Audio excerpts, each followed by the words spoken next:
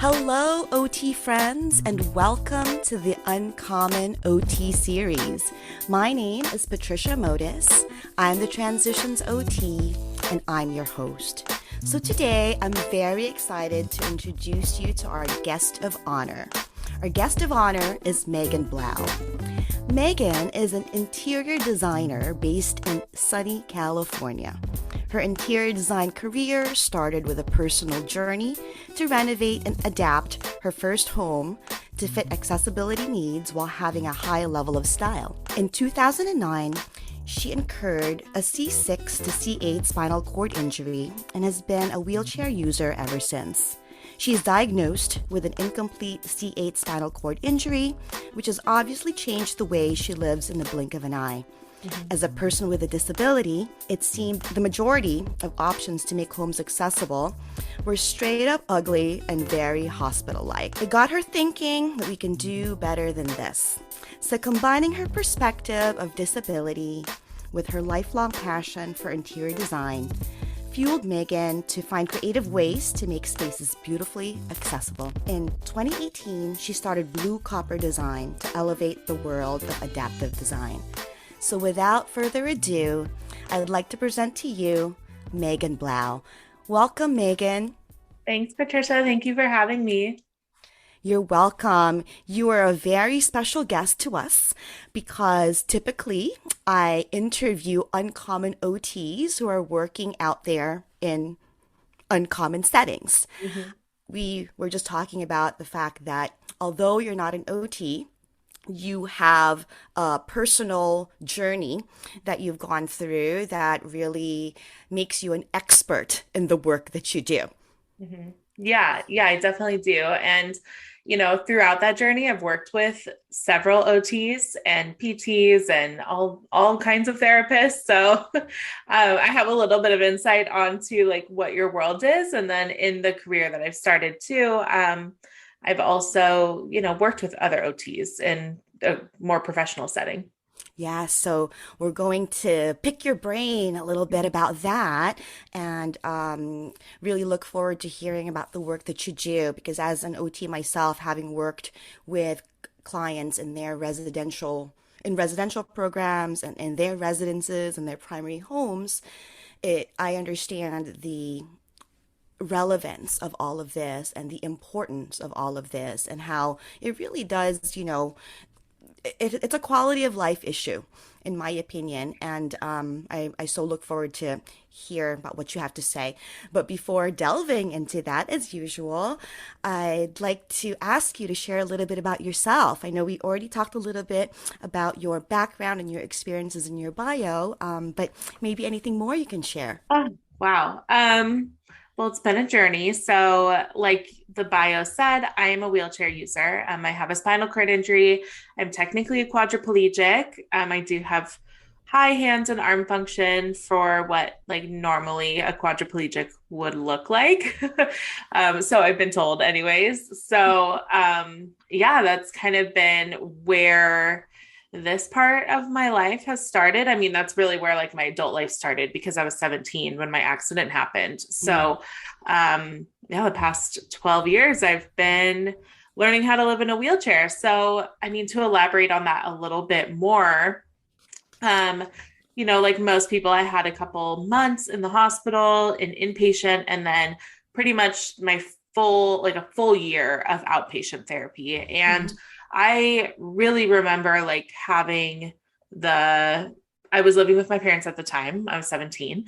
And I remember having their home be like really not adapted. And that was like a huge problem, obviously, because overnight you're dealing with like a traumatic event of becoming quadriplegic and becoming paralyzed. And that affects so many people. And then on top of it, like you're kind of having to make shift to renovation. Yes.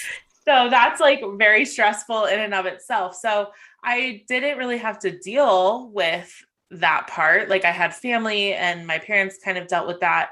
But I remember it being like a stress on me for sure. Like, feeling like, oh, like now we have to figure out how this home is going to work for me. And we figured it out. And then from their house, I went off to college. I lived in the dorms, and that was like my first real experience with what accessibility could be. So Mm-hmm. I had a really great, like, accessible dorm room. I didn't have to share it with anyone, which was really nice. Or most, a lot of people did. I mean, that was a perk. I'm not gonna lie. And Um, were the doorways wider and the bathroom bigger and yeah. all of that So, stuff? yep, the doorway was wider. It had a button door, like a button opener door. I can't really remember. It did have like a little kitchen setup. I don't remember that being super accessible. But then it also, like, the bathroom was up to ADA code. So all of that was awesome. And from then I like really didn't have to think about my space, if that made Mm-hmm. sense. Like, it wasn't a concern anymore. I could just live and go to school and do my college life. And it wasn't until college life was coming to an end and I was trying to figure out where to go next, where like accessibility became like an issue again for me. Yes, got it. So yeah, and I know, like, we've heard this story so many times from people with disabilities or people who are aging in place and everything like that. Like, accessibility, just like, it's not a problem until it is a problem. But for Mm-hmm. me, like, it's always a problem now. Like, now that I've seen both sides, I'm like, no, this is like an actual problem. Always, like, it's just always a problem Yes. and always a concern. Yes, I lived in New York City for many years, and this was such a commuting just from point A to point B was a typical goal for a lot of our clients. And just because there's so many barriers, right? Just, people, schedules, subways, elevators Right. breaking down, sidewalks, that are inaccessible for wheelchair users. So I'm so glad you're on the show. So tell us a little bit more about your interior design work and the work that you do, perhaps the clients that you serve, Mhm. and the needs that you're addressing. Yeah, absolutely. So, really, my interior design journey like began right after college. So, I went to college, got a degree in environmental studies, so nothing to do with interior design. But I was with my boyfriend, who's my husband now, and we were wanting to move in together. And we were looking for apartments, and it was just so hard to find an accessible one. So I was like, well, let's look into like home ownership. Let's see if that will work for us. And it did. We ended up purchasing a home, and in that process, it dawned on me, like, I'm always going to have to renovate. Like, no home is going to be made for me. I'm always going to have to make changes. So, like, let's go, let's do this. We hired a contractor who was a friend of ours. And that whole process was interesting because even though I was really used to living at that time, living in like an ADA compliant space, um, translating that into my home seemed like too much for me. Like, I Okay. didn't need everything in what the ADA was specifying for like a public space. I Mm-hmm. didn't need that in my personal home. So that was kind of like an obstacle that I had to overcome with contractors and like really explain myself, really advocate for myself once again, because contractors and tradesmen, they're usually really knowledgeable in the ADA. They know the guidelines, the basics at least are pretty Mm-hmm. easy to keep in your head.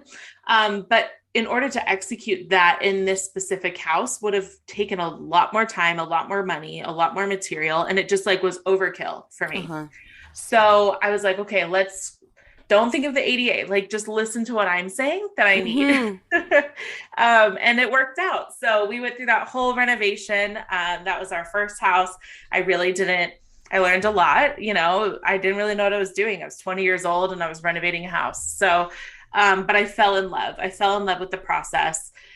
Simultaneously, I was working at a retail store and I was doing their visual merchandising. So I fell in love with like creativity and like design practices and things like that. In my job, I could see how that translated into home design, and like something just clicked for me where I was like, okay, like design is where it's at for you. Like, you definitely want to be creative.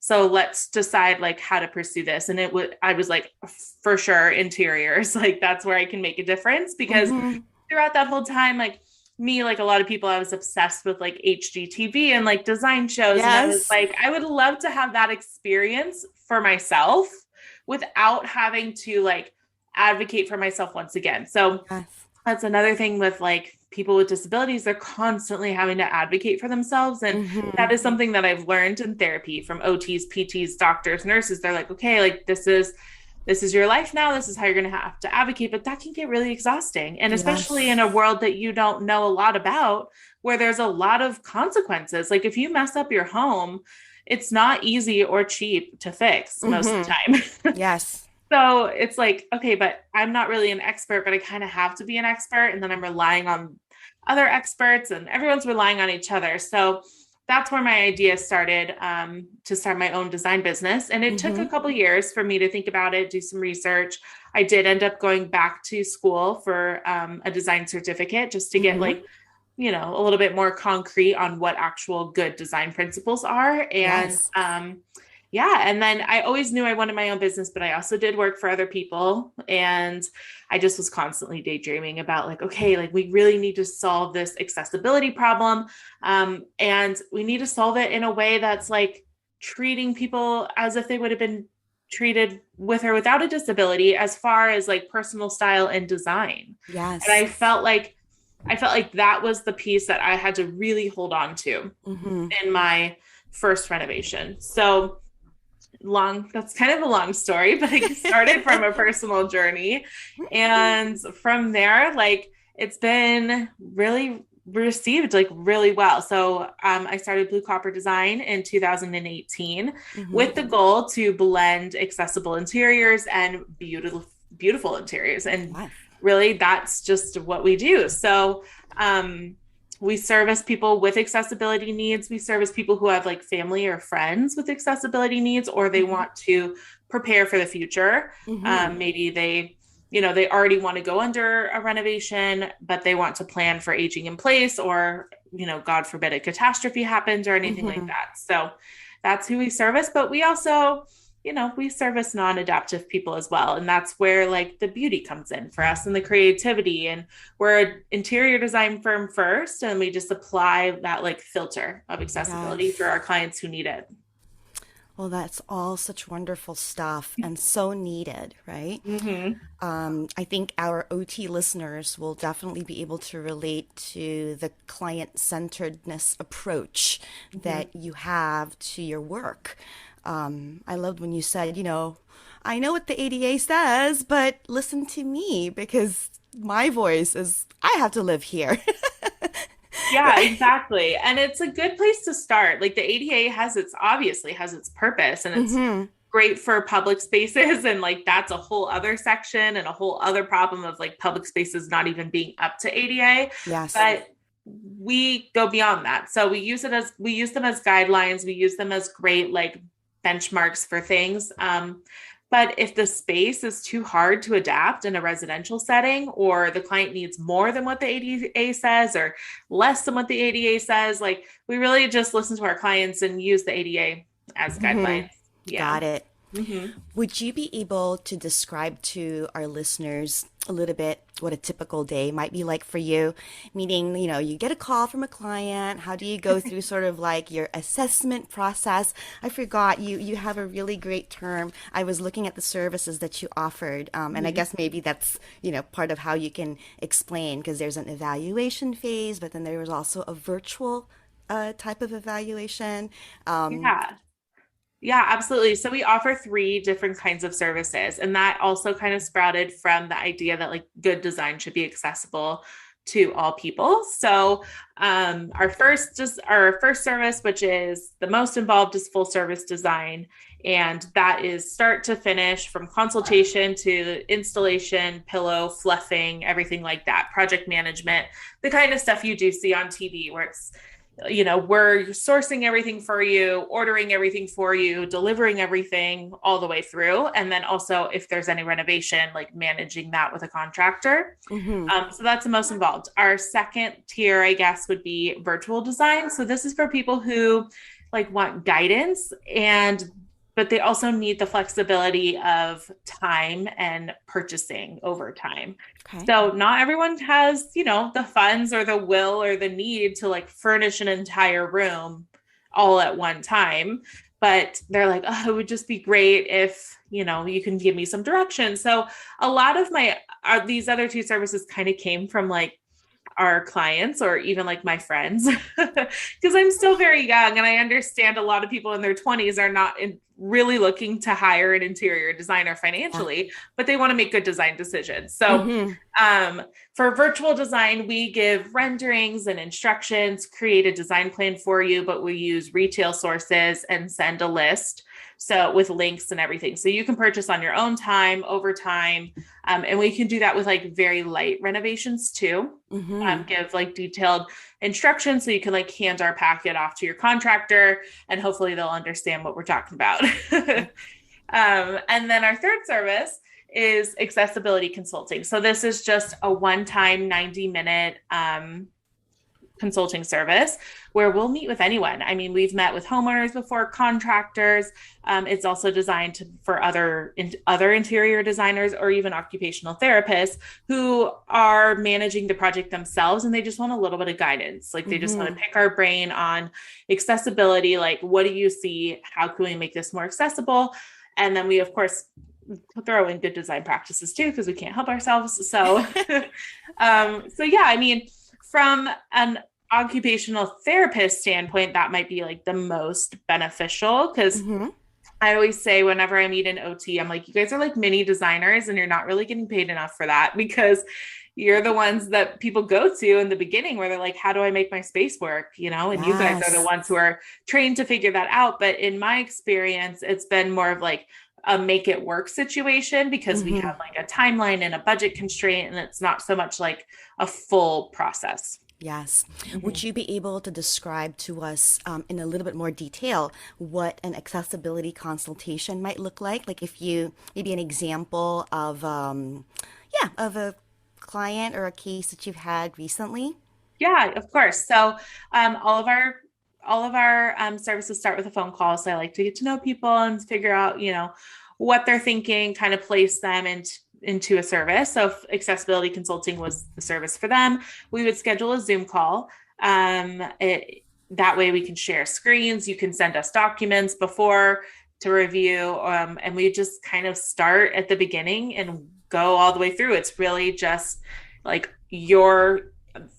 as our client, like you have the floor to our brain and we get as much in as possible. So a lot of people will share their floor plan. So if they're already working with an architect or a builder or a contractor, we usually share the screen or I ask, to send it beforehand. We have that pulled up and we just go like space by space, area by area. From an OT perspective, you would probably be doing that for your client. So I would want to know, some details without any violation, of course, of just how your client would be using the space. And then we would make recommendations from there. So we'll send you notes afterwards.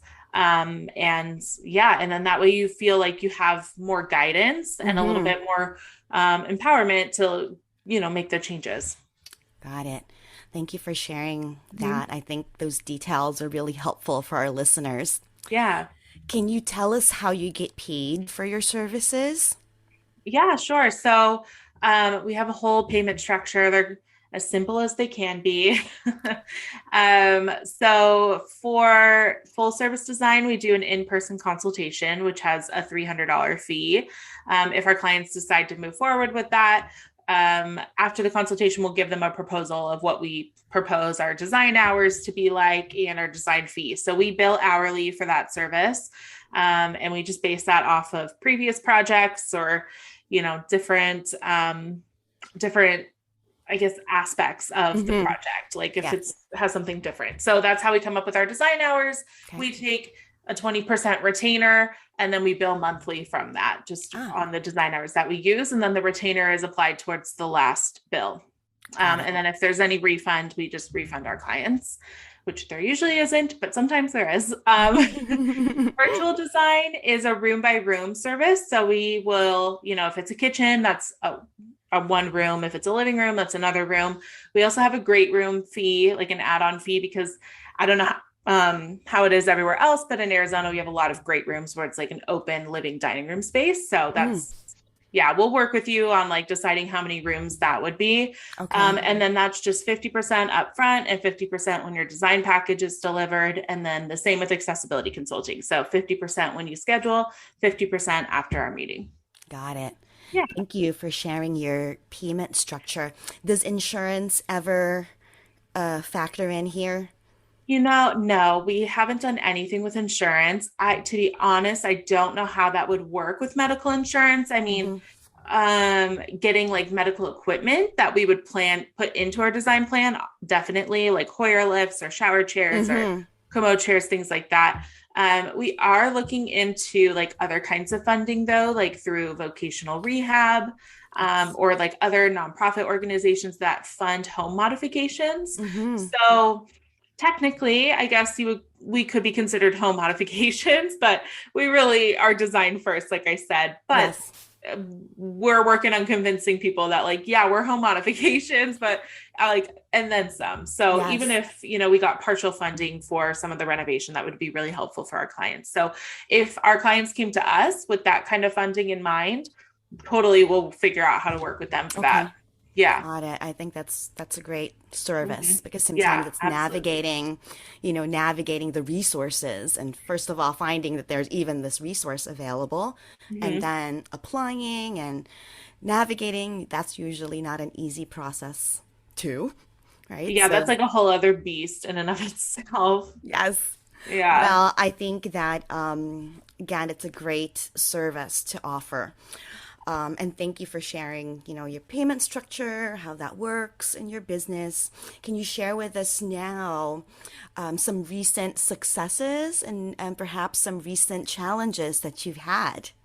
Yeah, absolutely. So, one of our recent successes, which also is kind of a challenge, so I might use it for both.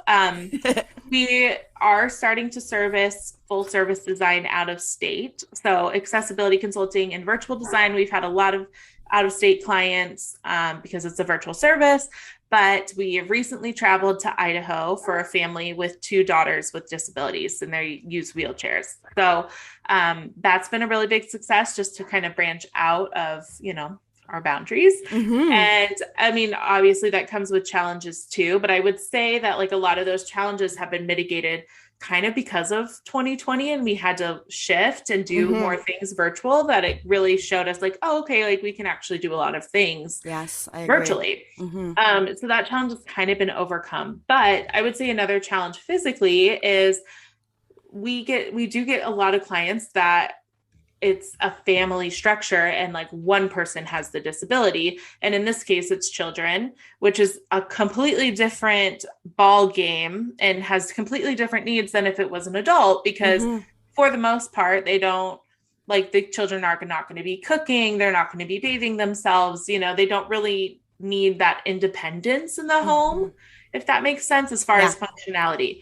But what they do need is to feel included and part of the family, and make sure that there's space in all of the rooms to where, like, their play mats can be set up and their wheelchairs can be, and they're not like in a separate area, which is what the family experienced before they moved into this house. So Yes. that's really been our main goal, is keeping the family unit together and then creating the space for that to happen.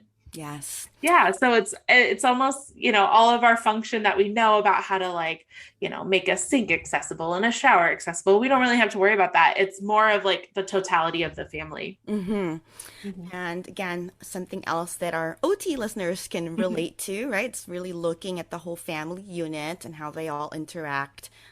There's this interdependence amongst each other that kind of takes place. And that's also really important, right? Like you Mhm. stated, in terms of one feeling like they belonged and they're accepted and that there isn't really anything else different. I think that's also another thing that I want to highlight is that in my experience, a lot of the folks that I worked with that were different, right, or Mhm. felt different, didn't want to be excluded to feel different and didn't want to have special circumstances created for them, right? So as fluid as that can be, I think that's the most respectful way to kind of go about it.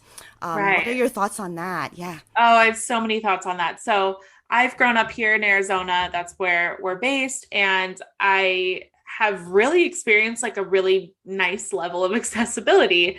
And I've been to 49 other states, so I have a lot to compare against. And I understand now, like, I was like, oh, Arizona is like a very unique spot because we are a newer state. We have newer buildings. We have, it's a flat terrain. So Mm-hmm. there's not even like a lot of steps to begin with. There's a lot of factors involved into what making where I live like highly accessible. But then, Patricia, to your point, like I've been to New York City and Boston and like, older parts of the like New England area Mm-hmm. and the East Coast. I have never felt more like other than when I was in those cities. And I know people navigate it every single day, and my hat goes off to them. And it's kind of like you don't know what you don't know. But I constantly was having to look for the little wheelchair sign and the handicap symbol and the arrows and like, okay, everyone goes this way, but you go this way. Like everyone can get off on Yes. this subway stop, but you can only get off like every four is or something like that. It is in New Yes. York. And I was like, okay, like I just felt very other. And you know, after not having that feeling for so long, I was like, this is ridiculous. Like I never want to feel this way. And Mm-hmm. and I know that there's probably millions of people, even in our country, that do feel that way and have to kind of deal with those things. And even in California, like Yes. there's a lot of like separate entrances, separate pathways for wheelchair users or people with disabilities or mobility aids or, all of that stuff. So yeah, it does make you feel like the other, and you don't want to feel like that in your own home. Yes, particularly, right? If anywhere Yeah, else, at if least not your anywhere home. else. Yeah, and that's really where like my philosophy started. I was like, okay, if my space, if my home and my area works for me, then I can take on more. Like I can take on more from the outside world. I can deal with inaccessibility and these kinds of issues. And knowing that I have a place to go home and that I'm safe and I'm comfortable and I don't have to worry about like falling every transfer. Yes. And I still to this day, I mean, I've thought that for years. I still to this day, like really believe that more today than ever. And I hope to bring that to our clients. Yes, and those are such important words. And I'm so glad to have you on the show so that we can announce all of this, right? And really amplify it to the rest Yeah. of the world. Because, a lot, another thing also with individuals who may feel like they're the other, also they tend to also not advocate for their needs because of feeling like the other, right? So, that's why I think us healthcare professionals who work so closely and kind of, see firsthand what our clients are going through, really need to help amplify these voices. Yeah. Yeah, absolutely. And I mean, if you think about it, if you have to advocate for yourself in getting out of your house for transportation, and then wherever you're going, you have to like, say, I need it this way. Like, can you open the door for me? Can you move this for me? That's a form of advocation. If you're going to the grocery store and you're constantly having to like ask someone to reach things for you, like all of those things throughout the day really add up. And then you do it day after day after day. And then, like you were saying, like even like we shouldn't have to spend the majority of our day like scheduling transportation. Like I just don't think we need to live in that world because there's people in the disability community that don't live in that world, and Yes. I feel lucky to be one of those people. I also understand it did take a lot of work and it took a lot of other people advocating for me as well, and so that's not a position that everyone is in. You know what I Mm-hmm. mean? So Yes. it really does sadden me when I see people like, okay, like I can do one thing today because of my transportation, or, I can't do that because it takes me a lot longer to get ready in my house because it's not set Mm-hmm. up for me correctly, or I have to wait for somebody to help me in my own house. But if it was set up fine, then I could be independent. Like our spaces should not dictate how independent we are. Yes. Not at all. I totally agree. And this also, again, amplifying this voice and having everybody really see the other side. From a healthcare professional, I think of the word accommodation Mhm, as a freeing word, right? mhm. And then yet here you are, you're saying that asking for accommodations is not very freeing. In fact, it's exhausting. Yeah. So, I really appreciate you sharing that with me and with our listeners, because that's a really insightful, I've just gained so much insight by hearing you say that. I think it's important for us to hear that. Yeah. And I think we have like two parts of the world. Like we have a part of the world that is waiting to get up to accommodations. And then we have a part of the world that's like, okay, we're past accommodations. So it's very confusing. And I think it depends on where you are in your community and everything like that. But, like here I am trying to like be like, oh, I don't need the ADA. Meanwhile, there's like people in other places that are like, I don't even have like a accessible bathroom in my grocery store. Like, Yes. there's two different problems going on, and it's interesting. So Yes. yeah, I think that's where like universal design could definitely come into play in the, next couple decades. Like I hope to see some more shifts towards that, because that kind of does take the principle of looking at the space and the situation as a whole and then designing for that, as opposed to like check the box, check the box, check the box. This is ADA, but it like might not work for everyone. Even the ADA doesn't work for everyone. So, and whatever their, let's say a parking lot needs like 2 accessible spaces to be ADA compliant, they check that box and they move on. Okay, but you're in a retirement community. Like, Yeah. you know what I'm saying? It's like, well, maybe we could put in, like, can we put in 10? Like, I don't know. Like, it's just looking at something like in a logistical way as a whole and being like, is that like, do I need more than what they're saying? It Like, still stop needs to doing be the bare tailored. minimum. Yeah. Yeah, It completely still needs to be tailored. tailored. Wow, this is such a great conversation. Thank you again. Do you have any advice for our OT listeners? This working in home adaptations, accessibility, this is also an area for OTs that I think, we've already established is super important to get into, but is also gaining a lot of interest. Do you have any advice for listeners who might want to get into this field specifically? Yeah, I would say that it's a pretty easy bridge between design and home modifications. I still think that they're totally different in the way that you approach the problem in the beginning. But if you're interested in design, like I don't want to be the only one. I like welcome the competitiveness and the competition and the colleagues. So like, yeah, my advice would be to do it if you are thinking about like transitioning into design. My other advice would be to call out accessibility where you see it. And this is something that, I personally struggle with. So it's not, whenever I say this, it's advice to myself as well. Yes. But, if you go into a bathroom and you notice they don't have a handicap stall, like bring that up to somebody, bring that up to the manager or, a clerk or something in a nice way. I think that piece is missing. I think too often people get angry and then they're like, I need a lawyer. But I think like that could be step one. And Yes. I've personally seen change with that. And I think that we can make a lot of change. And then if it doesn't happen, we can get into hiring a lawyer and doing all of that stuff. But I think like really making this known and being like, hey, like, this is why it's important, not just like, you're not compliant, you didn't check your box. It's like, no. Like, for example, I went to a bowling alley recently with some friends and I went into the women's restroom and they didn't have a handicap stall. And I was like, nah, that's going to not be good for me, but oh well, I'll deal. And then I was going by and I noticed like the doors to the bathroom were open. I noticed the men's room had a handicap stall.